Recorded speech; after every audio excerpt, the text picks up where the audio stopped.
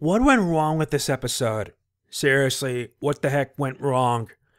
This is Mega Man NG and I welcome you guys to another Flash episode review. Before I begin, sorry I'm a little late because let's just say I needed some R&R. That and I was playing on my physical Ultra Sun, finally beat Ultra Necrozma, and now I'm hopefully reaching the end and making it to the post game. So anyway, yeah, today we're going to be talking about the episode that came out yesterday, True Colors. And I have a lot to say regarding this episode because not a lot of it is good.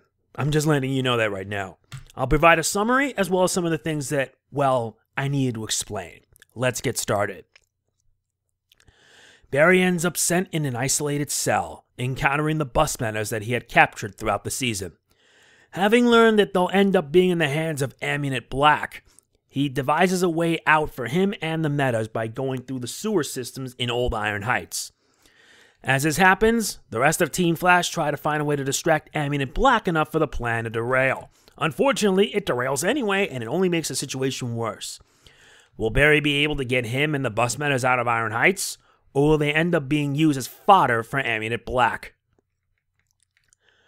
Now, compared to last week's episode, this week was not as good. In fact, it's a major derail for a variety of reasons. But before I do, I did like some of the good in the episode because, let's be honest, there was some stuff I found to be enjoyable. The humor was still there, but unfortunately, regarding this episode, I felt that the humor really was unnecessary in an episode that is serious. Since the subplot involves Ralph Dibny hoping to find a way to help get Barry and his friends out of there. And after a botched attempt to meet when Amunet Black goes wrong, he begins to lose all self-confidence. It takes the likes of Killer Frost, aka Caitlin Snow, to knock some sense out of him.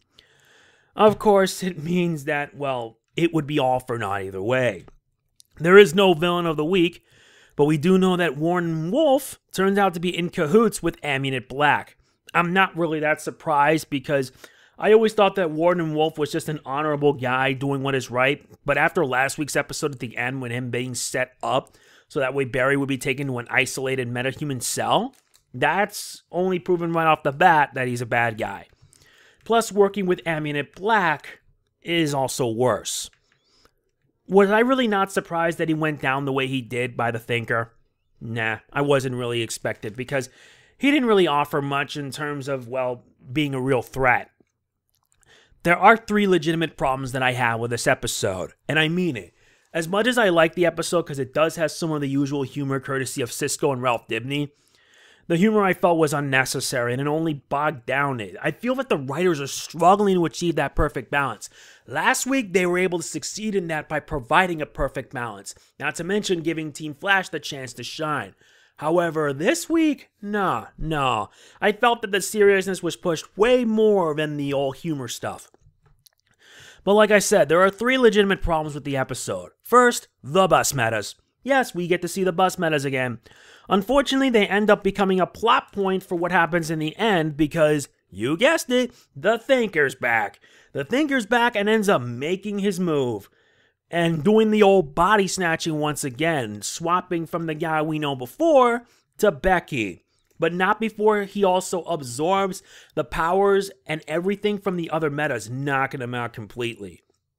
And it's like, what is he planning? And now finding out that he's in a new body of a woman, no less? Okay, this kind of worries me a little bit. It really does. And it brings up now the second issue, a lack of balance. There's more seriousness than humor that there is in the episode. I feel like I said, the writers are struggling to find a perfect balance between seriousness and humor, but since they pushed way more into the serious stuff, the humor suffered for it. The humor really did suffer for it. And I felt personally this actually hurt the episode a bit greatly. But there was also another problem I had. In the end of the episode, Ralph Dibny decided to disguise himself as Clifford DeVoe, which pretty much gave Barry his acquittal, ending the Iron Heights arc. The Iron Heights arc abruptly ends without any reason or explanation whatsoever. And that alone made me shudder, because I really like having Barry in Iron Heights, so that way he has his story, while the rest of Team Flash can be able to grow and develop. But alright, I forgot, it's not the Flash without Barry Allen, and I feel personally the writers kind of dropped the ball on this one. That to me really stunk a bit because I really Really hope that it would have lasted at least a few more episodes. But the writers just wanted to rush it right away, get Barry out of there with a get-out-of-jail-free card. That's really messed up in my opinion. Those were what derailed this episode big time. I did mention that the Thinker's back doing the whole body swap thing, but there's been a recurring trend.